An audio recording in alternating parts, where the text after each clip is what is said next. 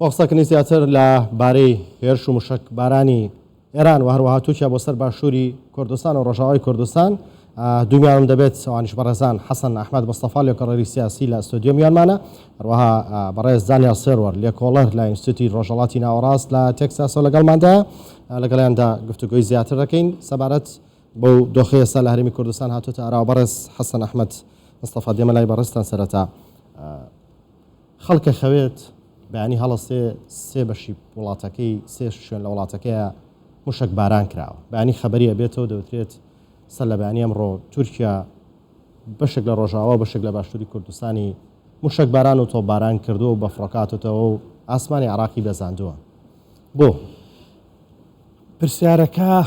پرسیارێکی گرنگەوە زۆر بنچینەیە بۆ شرۆڤەیەکی گەلێک جددی بۆ تێگەیشتن لە هەموو ئەو قەیرانە جووە سیاسیانەی کە ئەوڕۆ لە ئاسیا لە حدودی رووسیا، تورکیا و سووریا، ئێران و عێراق دروست بووە. ئەگەر دەرفەت هەبێ زۆر بە کورتی من پیکچەرێکت ئەدەمێ لەناو ئەو پیکچەرەدا لەناو ئەم وێنە گەورەیەدا وێنەیەکی تۆزێک گەورە لەناو ئەم وێنە گەورەیەدا دەتوانین پشکی گرنگی وەڵامی پرسیارەکەی جەنابەت هەڵبێنجین.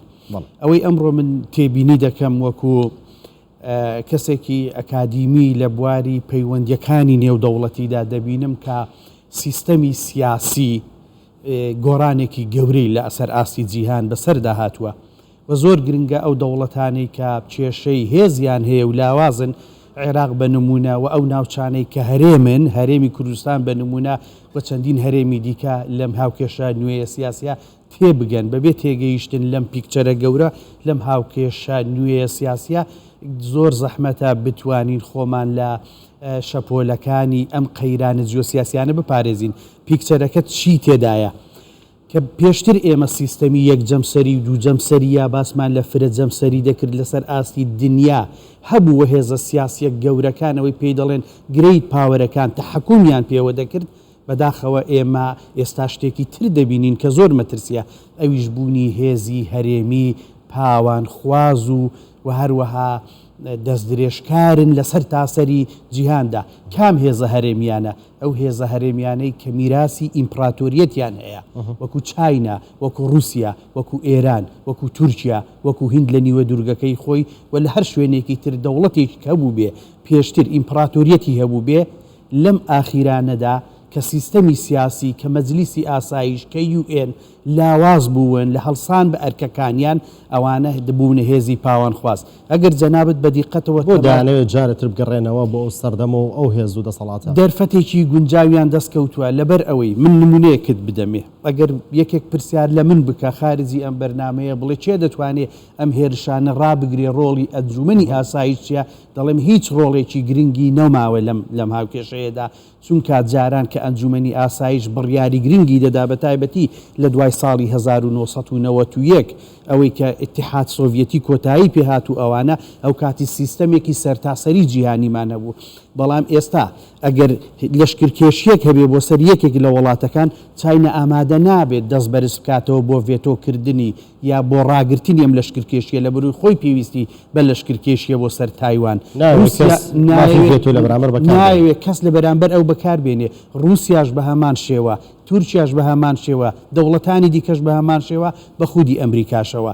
لەبەر ئەوە دەتوانین بڵین ئەمڕۆ سیستەمی سیاسی جیهان سیستەمێکی کۆنتترۆل نەکراوە لە جیاتی هێزی جیهانی، هێزی هەرێمی کە میراتی ئیمپراتۆریەتیان هەیە بە دەرفەتی دەزانن بۆ ئەوەی کە لەم قەیرانە جیۆسیاسی سەر تاسەری ناوچەکانی گرتوۆتەوە هەژمونی خۆیان پەرە پێ بدەن.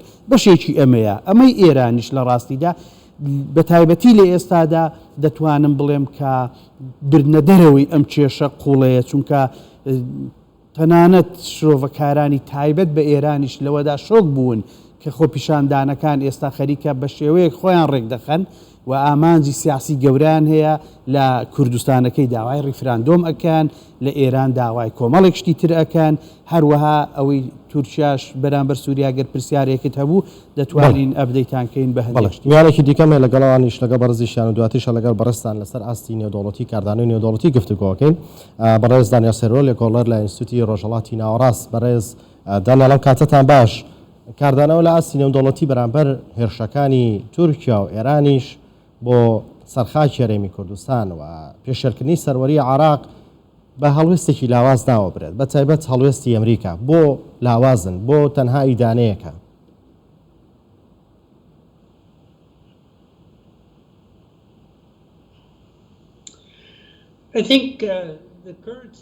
پێم وابێ دژمنەکانی کورد سوودیان لە دۆخەکە بینیوە ئەو دۆخە سیاسی کە لە ئەمریکا هەیە و ئەمریکا پێم وابێ زۆر نیگەرانی دەرنەبڕیەوە بەرامبەر بە هێرشەکانی تورکیا چونکە هەندێک هۆکار هەن و هەندێک جار زیاتر ئیدانەی هێرشەکانی ئێرانی کردو بە بەراورد بە تورکیا. بۆیە من پێم وایە هەردوو لە تورکیا و ئێران دوژمنن بەڕاستی دوژمنی کوردن دژمنی کوردنەجا لە هەر شوێنێک بێ لە سووریا بێ لە عێراق بێ و دۆستەکانی کوردیش بەڕاستی بەرژەوەندیان لەگەڵ دوژمنەکانی کوردەیە بۆیە دەبینی تەنها لە چوارچێوەی ئیدانەیەک ڕادەوەستی. بەڵێ زۆر کات دەوترێت ئەگەر دۆناڵد ترامپ لەسەر دەسەڵات بووایە ڕەنگە نەشەڕی رووسیا و ئۆکرانیا ڕووی بدایە نە وڵاتانی دیکەشێندا بە ئاسانی هێرشیان کردایەتە سەر وڵاتی دراوسەیان.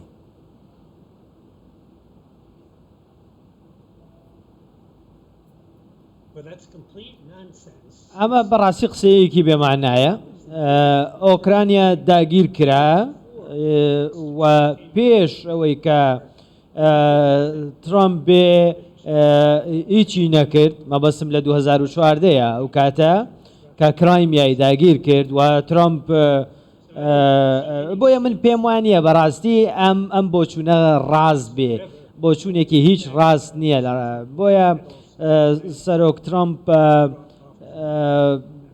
لە ئەفغانستان کشایەوە و بڕیاری کشانەوە ئەو کات لە سەردەمی ئەودا درا بوو و پلانی هەبوو بە تەواوی بکشێتەوە. بۆیە من نامەوێ زۆر بە مێژوا بچمە خوارەوە بۆیە ئەوەی کە هەیە ئەم قسە بە کورتیە توانم بڵێم ئەم قسە ڕاست نییە. بەڵێ باز زۆر نەچینە مێژۆ بەڵام ئەگەر سێرێکی دوێنێ تاپێرێ بکەین تورکیا هێرشێکی زۆر گەورەی کردە سەر سنوورەکانی باشووری کوردستان و ڕۆژاوای کوردستان 50 فڕۆکەی بەکارهێنا لە فڕۆکەی F-16 و درۆن. ئەگەر تورکیا گڵۆپی سەوزی بۆڵ نەکرابێت لە وڵاتانی نێودەوڵەتی ئەمریکاوە ئەم هێرشانە ئاکات هەروە بە ئاسانی.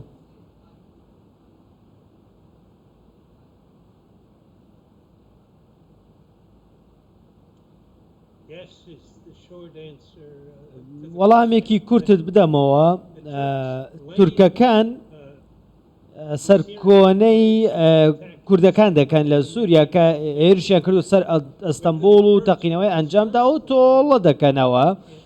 ئایا کورد تێوە گلاوە یان نا من ئەوەیان نازانم بەڵام ئەردۆغان سەرۆک ئەردۆغان لە ڕووی سیاسیەوە سوودی بینیوە لەم بابەتە بۆی کە هێرشەکانی خۆی لە سووریا ئەنجام بدا و لە عێراقیش هێرشەکانی خۆی ئەنجام بدات. بۆیە ئەو فاکتەرانە با بڵێن ئەو هێرشە تیرروسەی لە ئەستەمبوڵ ئەنجام درا وای کردووە کە ئەردۆغان وا بکە کە تا ڕادەیەک دەمی کۆمەلگای نێودەوڵەتیش ببەستێ و ئەم هێرشانەی خۆی لە ناو سووریا ئەنجام. بەڵێ بەڕێز داریال دواتر دێمە لای بەڕێستان بەڕێز حەسەن هەندێک جار کە هێرشانە کرێتە سەر هەرێمی کوردستان چاوەڕانێکی زۆر لە هەرێمی کوردستان هەیە کە وەڵام و کاردانەوەی هەبێ کاتێکی دانەی دەکات دەڵێن جاکی دانچێ بە هەرێمی کوردستان بۆ تەنها وشەی دانە بەکارهێنێ بەرامبەر ئێران. ئەی هەرێمی کوردستان لەمە زیاتری پێکرێ و یان تەنها وەڵامدانەوە ئەرکی هەرێمی کوردستانە یان لە سەرەتادا ئەرکی عێراقە دواتر وڵاتانی نێودەوڵەتی. با من لێرەدا هەندێک فراوانتر لە میوانی دیکەی بەڕێز شرۆڤەیەکت بۆ بکەم. تورکیا هێرشی کردە سەر ڕۆژئاوای کوردستان گوایە کوردەکان تێوە گلاون لە تەقینەوەکەی ئیستانبولدا. کوردەکان ئەمەیان نکۆڵی لێ کرد وە گوتیان ئێمە نەمان کردو و تورکیا سوور بوو لەسەر ئەوە وەکو بەڕێز دانیال گوتی ئەمە بۆ زەمینە خۆشکردن بوو بۆ ڕازیکردنی ڕایگشتی بوو و بۆ گرتنی دەمی ئەمریکا بوو. بەڵام ئەمڕۆ هێزەکانی یەپەگا بە ئاشکرا بۆ یەکەمین جار لە دوای ئاڵۆزیەکانی سووریاوە هێرشیان کردە سەر قارقامیش لە سنووری ئەنتاپ. لێرەدا پرسیارێکی جددی دێتە پێشەوە و دەتوانین لە وەڵامی ئەم پرسیارە جددیەدا وەڵام بۆ پرسیارەکەشت لە باشووری کوردستان لە هەرێمی کوردستان هەڵبێنجین. پرسیارێک ئەوەیە ئاخۆ یەپەگا یان کوردەکان پشتیوانیان لێکراوە و ئەوانش گڵۆپی سەوزیان بۆ پێکراوە بۆی ئەمڕۆ ئەم هێرشە بکەنە سەر پێگەیەکی تورکیا لە سووریاوە کە بۆ یەکەمین جارە ئەمە دەکەن، یاخود ئەوەی ئەوانیش بێ ئەمەل بوون لە ئەمریکا و لایەنەکانی تر وەکو بەڕێزت پرسیارت کرد و خۆیان ویستیان کێشەکە ئاڵۆستر بێ بۆ ئەوەی چارەسەرێکی بۆ دابنرێ ئەم هەنگاوەیان ناوە. هەرێمی کوردستان بەردەوام گەمارۆ درراوە لەلایەن عێراقەوە. هەرێمی کوردستان بە هیچ شێوەیەک پشت ئەستور نەبووە هان نەدراوە لەلایەن عێراقەوە بۆ ئەوەی بتوانێت دیفاع لە سنوورەکانی بکە. جگە لەوەش ئەو دەوڵەتەی کە ئەگەر ئێران بە نمونە بێنینەوە هێرش دەکاتە سنوورەکانی هەرێمی کوردستان بۆ خۆی بەشێکە لە هاوکێشەی سیاسی عێراق و ئێستا ئەتمۆسفێری عێراق لە دوای ساڵی 2012ەوە کە ئەمریکا نابەرپرسانە لە عێراق پاشەشەی کردووە جەوێکی ئێرانی هەیە. سەرۆک وەزیران هەر کەسێک بێ، سەرۆک پەرلەمان و سەرۆک کۆمار لە هەر کودلەیەک بێ بە هەمان شێوە دەتوانین بڵین کەشی عێراق کەشێکی ئێرانیە. بۆیە هەرێمی کوردستان نەیتوانی و ئەم هەنگاوە باوێژێت، چونکە ئەم هەنگاوە کاتێک هەرێمی کوردستان بتوانێت بە زۆرێک لە جۆرەکان بۆی دەنگی لێبێ هەنگاوێک بهاوێژێ یاخود بڵین کاردانەوەک نیشان بدا دەبێت لە بەغداوە پشتیوانیەکی جددی لێ بکرێ. تاکو ئێستا پێشمەرگەی کوردستان کە تەریخێکی هەیە لە بەرگریکردن لەم نیشتیمانە لەم خەڵکە بەشێک نییە لە ئەنزیمەی سەربازی عێراقی و هیچ بودجەیەکی بۆ تەرخان ناکراوە.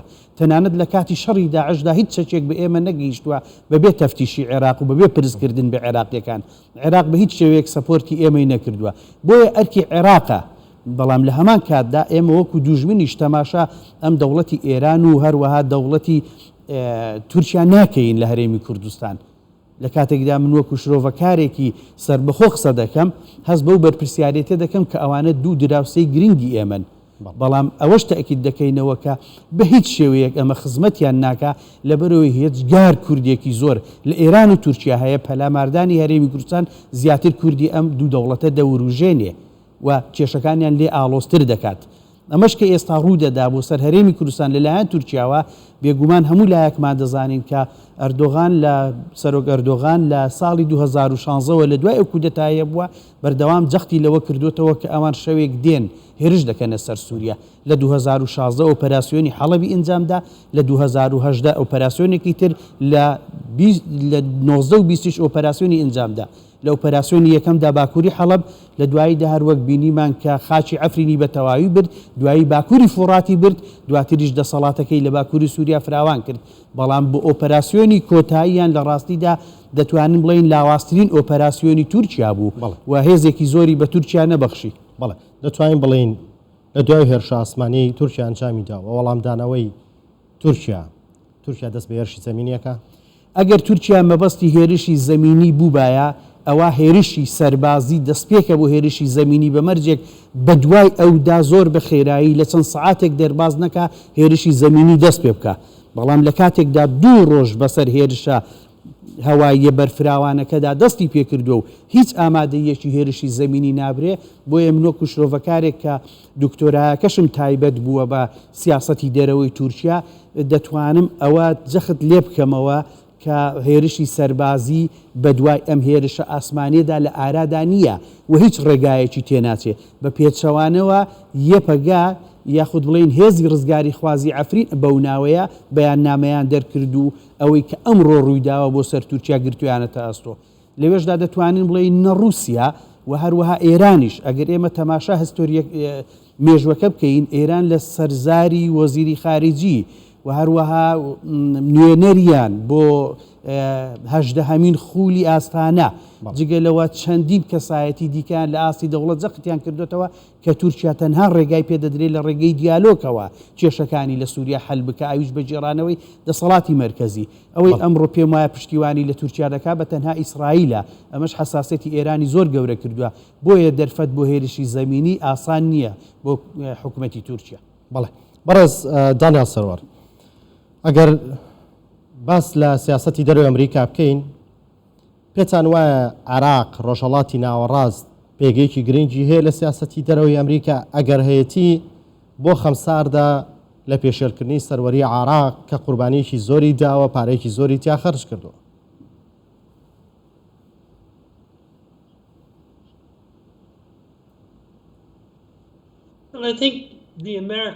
من پێم وایە ئەمریکا تێڕوانینی بەرامبەر بە ڕۆژهەڵاتی ناوەڕاست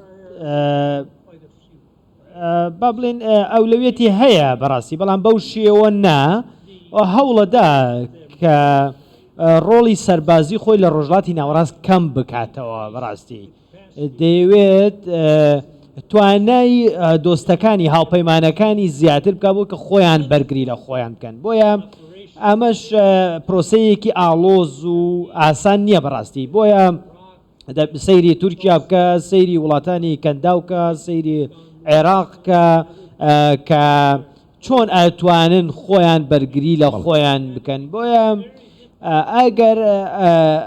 ئەگەر ئەمان توانیان کە خۆیان بەرگری لە خۆیان بکەن، ئیتر ئەو کاتە گلەیش لە ئەمریکا ناکرێ بەڕاستی. بۆیە ئاڵوێستی ئەمریکا لە عێراق بە دیاریکراوی ئەگەر باسی بکەم واتە هیچ ئەولەویەتێکی بۆ عێراق نییە، هیچ ئەولەویەتێکی لە عێراقا دیاری نەکردووە و کاری کردووە بۆی کە کێشە سیاسیەکان و کێشە سەربازیەکانی خۆیان چارەسەر بکەن.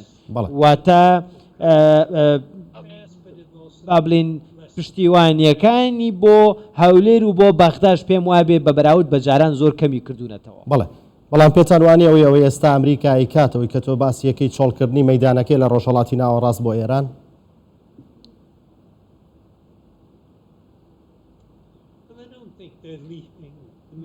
من پێم وان نییە چۆڵکردنی ڕۆژهەڵات بێ بۆ ئێران، بەڵکو بە پێچەوانەوە واتە ئەو بابەتی زیاتر چەکی ئەتۆم مافەکانی مرۆڤی زۆر بەلاوە گرنگ بووە و با بڵێن ئۆپۆزیسیۆنی ئێران گۆڕاوە و ئێستا خۆیان ئایانەوێ کە ئەم ڕژێمە بێننە خوارەوە لە ناوی ببان بیگۆڕن. واتە ئێرانیەکان ئێستا خۆیان هەستاونەتە سەر پێی خۆیان، واتە ئێران تووشی کێشەی دیکە بووە. بەڕاستی ئێستا دەبێ مامەڵە لەگەڵ ئەم خۆپشاندرانە تووڕانە بکە کە لە هەموو شارەکانی سەریان هەڵداوە. کەوابێ ئەمریکا ئێستا ویست و خواستی گۆڕانی ڕژێمی ئێرانی هەیە، حکوومەتی ئێرانی هەیە؟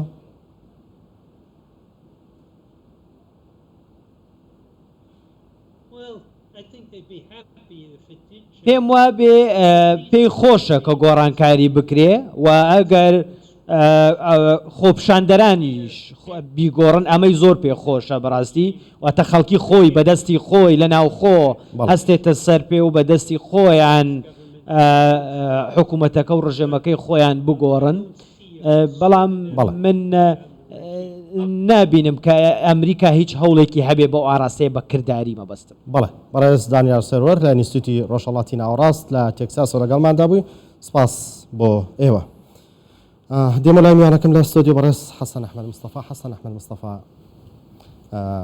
عێراق بۆوە لاوازە لە وەڵامدانەوەی ئێران ئەگەر بەڕێگەی سەربازی بێگومان پێی ناکرێت و نابگرێت جەنگی لەم ناوچەی هەڵگیرسێنن، بەڵام بەڕێگەی دیپلۆماسیش بۆ پێی چارەسەر ناکرێت.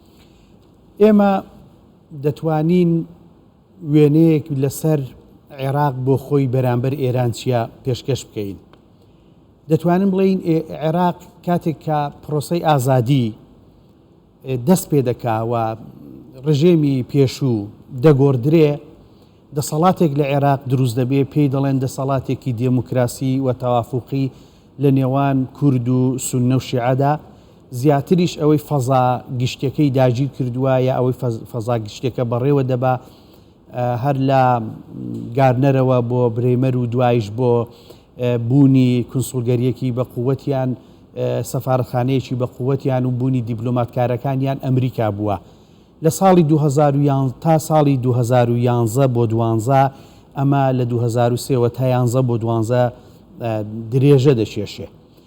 دوای ئەمە دەبێ ئێمە ئەوەمان لا ڕوون بێ کە ئەمریکا لە عێراق پاشەکشە دەکا و ئەم هێزەی کە عێراقی بەڕێوە دەبرد لە ئەو ئەفسەرە ئازادی خوازانەی هەبوونیە ئەو ئۆپۆزیسیۆنەی کە هەست تێگەیشتێکی دێموکراسیانە یا مەدەنیانیان هەبوو، خاوەنی پەیوەندی بوون لە ئەمریکا و ئەوروپا، ئەوانە یا کۆچی دواییان کرد یا لە ناوبران یا کوژران و بە هیچ شێوەیەک لە مەیدانی سیاسیدا ڕۆڵیان نەما.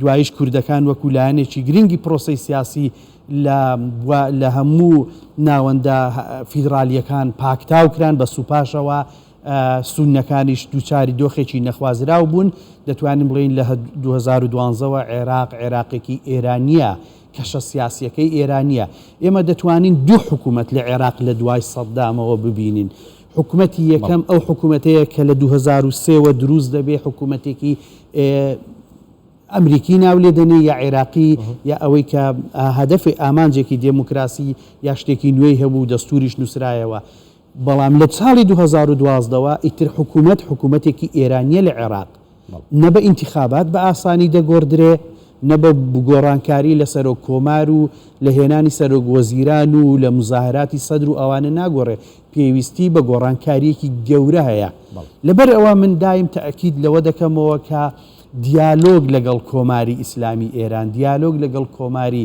تورکیا زۆر گرنگە بەڵام لێرەدا قسەیەکی ئەم بەڕێزانیال زۆر سەرنجڕاکێش بوو وە گرنگە کە هەڵوەستەی لەسەر بکرێ و لە ڕاستیدا ئەمڕۆ ئێمە بە بەرجەستەیی لێ تێبگەین ئەویش ئەوەیە بۆ ئەمریکا هەڵوێستی توندی نییە یا چگەل کام گەلانن ئەوانەی دیفاعیان لێ دەکرێت یان لە چ کاتێکدا ئەمریکا بە فعلی دیفاعت لێ دەکات لەو کاتەدا کە تۆ هێزی وەڵامدانەوەی خۆتت هەبێ واتە هێزی وەڵامدانەوەی خۆچیە ببینرێ کە هەرێمی کوردستانیش دەتوانێت بەشێک بێ لە ئاڵۆزیش نەک بە تەنها هەر لە جێگیری نابێ هەرێمی کوردستان مێنتاڵیەتی خۆ بە قوربانی زانین و مێنتاڵیەتی پاڕانەوە بەشێ بێ لە ئارامی بەشێ بێ نابێ خیتابی هەرێمی کوردستان بەشێک بێ لە خوتابی مەزلومێک مەزلوم ئەمڕۆ لە جیهانی سیاسیدا نرخێکی بۆ دانانرێ جێ نابێتەوە بۆیە دەبێ ئێمە